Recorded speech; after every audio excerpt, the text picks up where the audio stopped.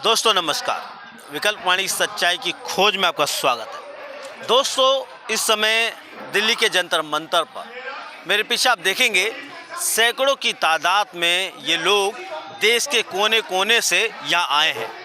इनके बैनरों पर लिखा है ठगी पीड़ित परिवारों को न्याय दो। ये कौन लोग हैं, ये किस तरीके से पीड़ित हैं, यही समझने विकल्प वाणी टीम यहाँ पहुँची है।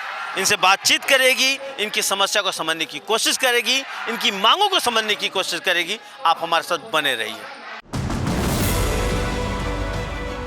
विकल्प वाणी सच्चाई की खोज। सर, सबसे पहले तो ये जानना चाहता हूँ, आज जो लोग आए हैं ये किन उम्मीदों को लेकर यहाँ पहुँचे सर? देखिए, लोगों की तो एक ही उम्मीद है कि उनका पैसा वापस मिल जाए जो डूबा हुआ है।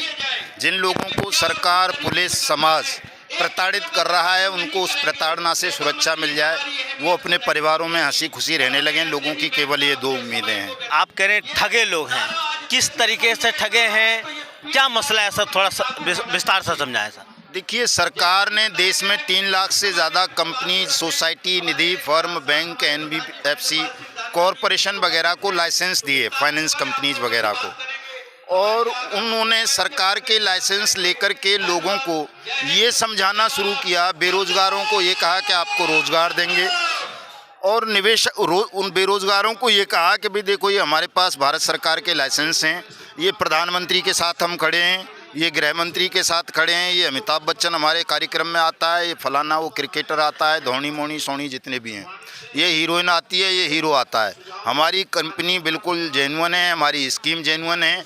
आप इसमें काम करें, एजेंट के रूप में आपको कमीशन देंगे, लोगों का पैसा जमा कराइए, पैसा डूबेगा नहीं, क्योंकि जो भी पैसा जमा होगा उसका 90% पैसा सेबी के पास जमा होगा, और अगर कंपनी डूब गई, भाग गई, तो वो पैसा सेबी से वापस मिल जाएगा। सीधा सा ये स्लोगन उनका होता था।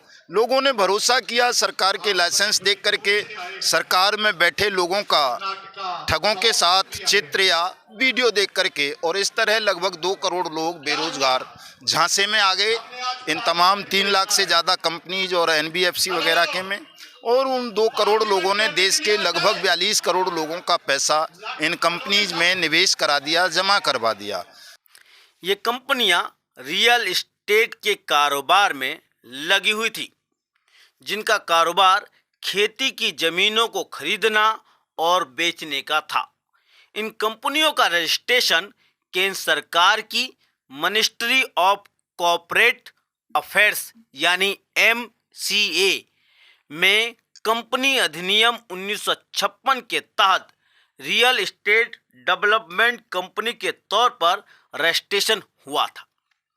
इन कंपनियों का अपना एक ऑफिस होता था। ये कंपनियां खेती की ज़मीनों को खरीदती या खरीदने का दावा करती। ये कंपनियां अपनी ज़मीनों को बेचने के लिए लोभ लुभावने स्कीमों का प्रचार प्रसार करती। फिर कंपनियां ज़मीनों को छोटे छोटे हिस्सों में अलग अलग निवेशकों को बेचती थी। ज़मीन लेने वाले निवेशकों को ज़मीन की तय रकम को एक तय सीमा में मासिक, तिमाही या छमाही के इंस्टॉलमेंट में अपनी कंपनी में जमा करना पड़ता था। अगर निवेशक स्कीम के मैच्योरिटी के बाद जमीन नहीं लेना चाहता है तो निवेशक द्वारा जमा रकम पर अधिक ब्याज देने का दावा कंपनी करती थी। शायद आपको पश्चिम बंगाल की शारदा कंपनी और PSL लिमिटेड कंपनी याद होगी, जिन पर घोटाले करने का आरोप था। इन कंपनियों पर भी लोगों के साथ घोटाला करने का आरोप है। बेरोजगार होने के कारण भाई हर कोई रोजगार ढूंढता है।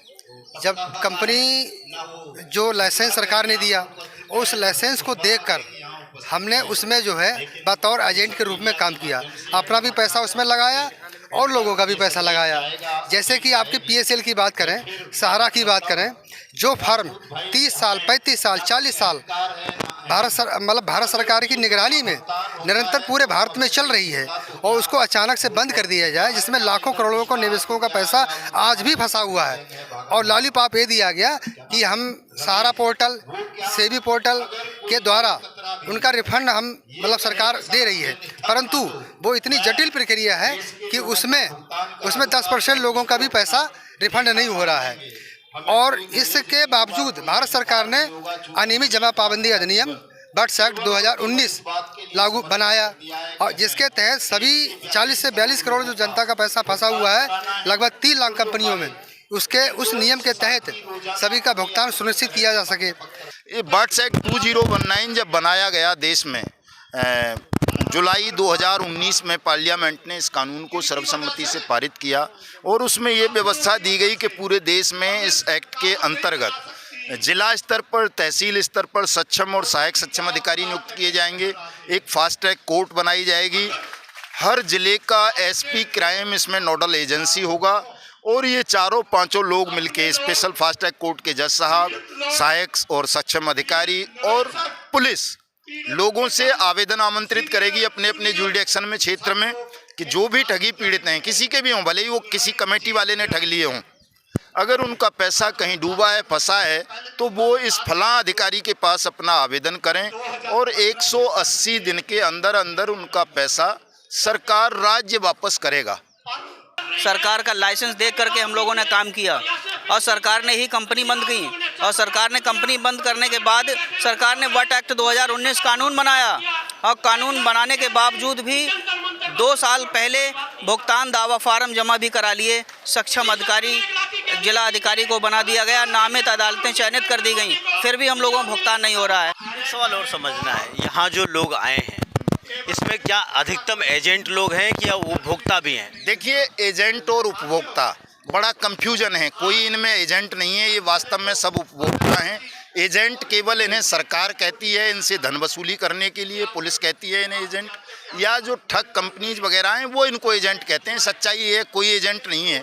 एजेंट ये तब होते जब इनको जो कंपनी ने, जिस कंपनी ने एजेंट अपॉइंट किया उसके पास एजेंट अपॉइंट करने का अधिकार होता, लाइसेंस होता। ऐसा एजेंट अपॉइंट करने का किसी भी कंपनी के पास, किसी भी सोसाइटी के पास कोई लाइसेंस नहीं था। उन्होंने गैरकानूनी रूप से इनको एजेंट बनाया, इसलिए तकनीकी रूप से इनमें से कोई भी एजेंट नहीं है। ये सब उपभोक्ता हैं, पीड़ित हैं, इन्हें एक साजिश का शिकार बनाया गया है और ऐसा कोई भी नहीं है जिसका पैसा जमा ना हो। सबका पैसा जमा हुआ है, सबका अकाउंट खोला गया है बाकायदा निवेशक की तरह। तो ये सब निवेशक हैं और अगर कोई इनमें अंतर करता है तो ये 42 करोड़ लोगों में एक भी ऐसा भी नहीं है जो उनकी परिभाषा की अगर हम बात करें तो निवेशक हो। निवेशक भी उसी को तो बनाया गया कि तू और 3 जोड़ेगा अपने नीचे, तू और 2 जोड़ेगा। डायरेक्ट निवेशक तो कोई है ही नहीं, तो फिर तो कोई निवेशक रहा ही नहीं। लेकिन कानूनी रूप से सब निवेशक हैं, कोई एजेंट नहीं है। अभी आप लोगों ने इस मसले को लेकर देश के प्रधानमंत्री या अधिकारियों से कभी बातचीत की है क्या? बहुत अधिकारियों से बात की है हमने। प्रधानमंत्री का भी नागरिक अभिनंदन किया था, उससे भी बात की है, राहुल गांधी से भी बात की है, अखिलेश से की है, माया से की है, ममता से की है। देश का कोई नेता, देश का कोई अधिकारी ऐसा नहीं छोड़ा है जिससे बात ना की हो।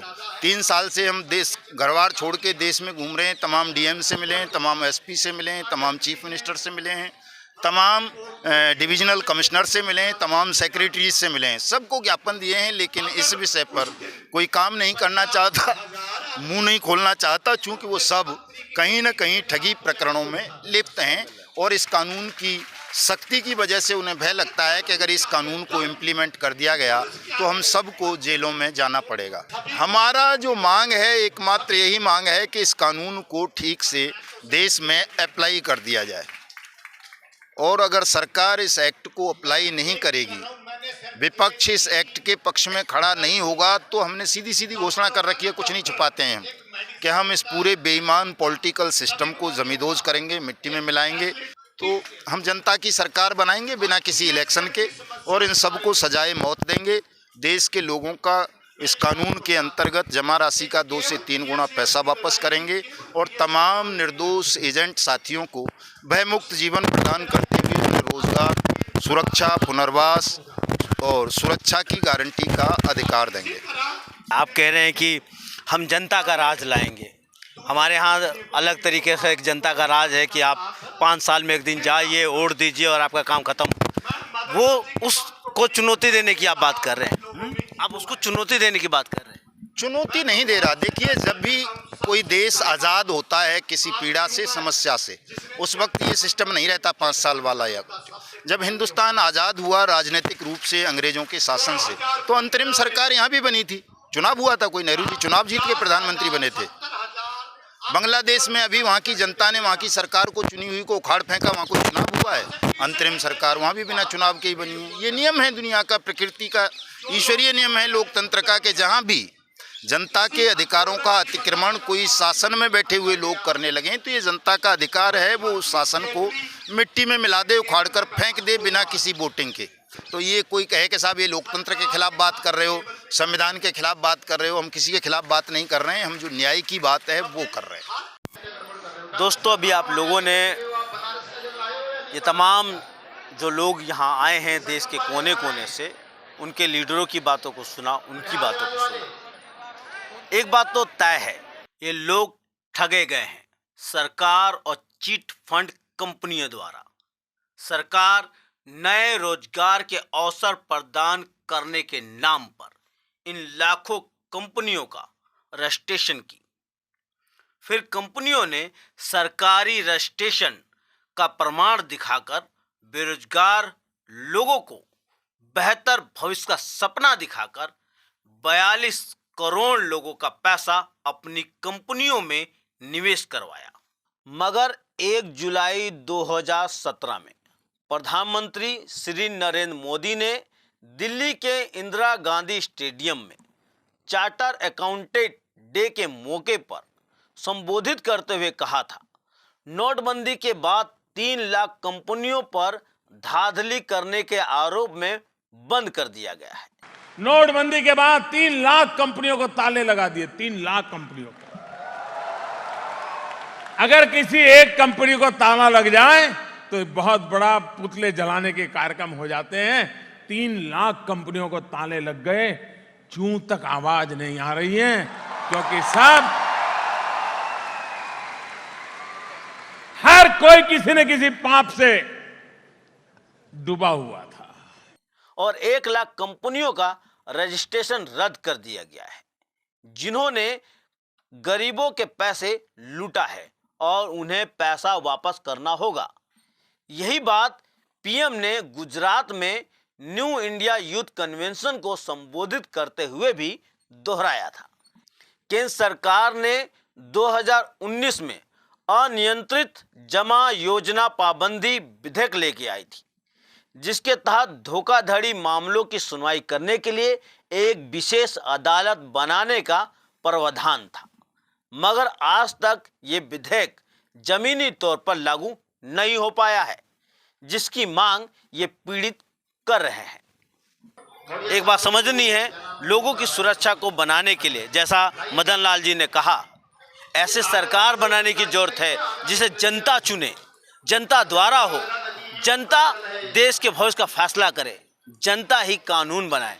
और जो भी उम्मीदवार चुने जाते हैं, अगर वो जनता के अनुसार काम नहीं करते तो उन्हें वापस बुलाने का अधिकार भी जनता के हाथों में होना चाहिए। यानी लोगों का शासन लाना जरूरी है। इस बारे में आप क्या सोचते हैं, आप क्या समझते हैं, कमेंट कीजिए और देखते रहिए विकल्प वाणी, सच्चाई की खोज।